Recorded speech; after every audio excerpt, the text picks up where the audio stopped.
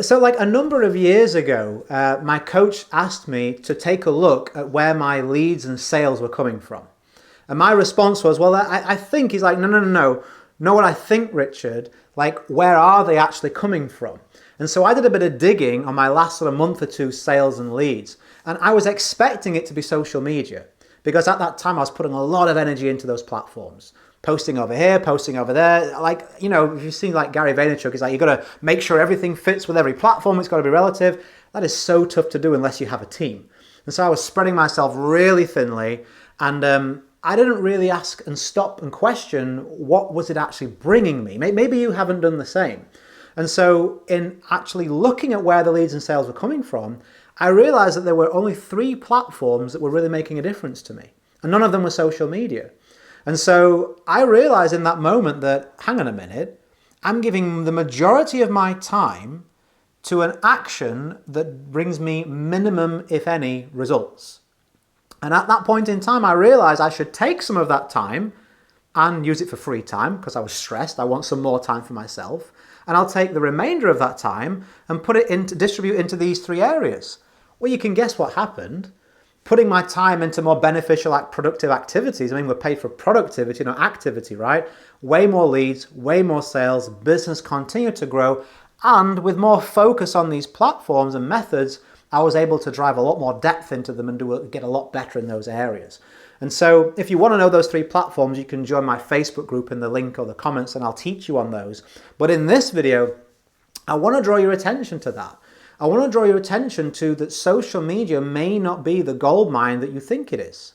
Listen, 5 or 10 years ago, if someone tried to promote their business, probably more 10 years ago now, or direct messaged you, it was a rarity. You pay attention to it, right? Like when the very first emails, if you're old enough to remember, came out, you're like, oh, an email. Now you're like, oh, an email, I want a letter.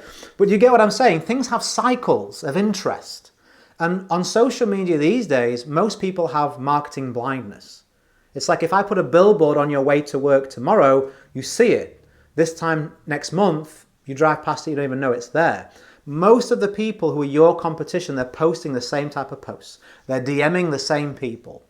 And so you're just another one of those people to not pay attention to. The saturation is up, the reach is down. I mean, do you really want to spend your time persuading, cajoling, annoying people? Or would you rather have someone come to you that actually wants to buy? See, this was a significant improvement that I made. Not only did reducing my social media posting take all that pressure away from having to be creative all the time and feeling like I was being annoying and allow me to be more productive, it also meant the quality of the people that were coming to me were far, far better because they were raising their hand first. The methods that I use now and that I teach now, it's very much more about intercepting someone with existing intent as opposed to trying to manufacture that intent. Think about this. There's a large, probably part of the population that could benefit from what you offer, right? Large portion of the population. But the percentage that are actually going to do something about it and do something about it now, much, much, much slimmer. So while I was trying to convince all these non-action taking people that they should be taking action, the ones that were ready to take action weren't really seeing my marketing because those quality people aren't using social media that way. Some things to think about, right? Some things to think about. I like to share on this channel, what has worked for me. I like to be confident in what I teach. And this was definitely a significant turning point for me a number of years ago where I answered that question. Maybe you could do that too. Look at where your leads, where your sales are coming from. And maybe that will reveal to you some better purposes of your time. Even if you're doing okay on social media, even if you're someone that's got a big following and you're still able to get results there, something that you have to ask yourself is what I ask myself and clients. How happy are you continuing that method for years to come? I didn't want to be on my phone every second of the day. I didn't want to have to, every time something, remotely, that's the right word, interesting happened, me want to take a picture of it because I might get some likes and comments. I didn't want to live that way. I didn't want to be bouncing in and out of people's inboxes, twisting their arm and 25 follow-ups later. I wanted people who wanted what I wanted. They wanted to grow. They wanted to make themselves better. They were ready to take action. They wanted to invest in themselves and their life.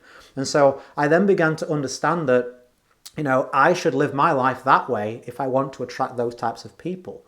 Why would they join me? Why would they buy from me? Why would they surround themselves around me if I was running my life in a way that was something that they didn't want to do.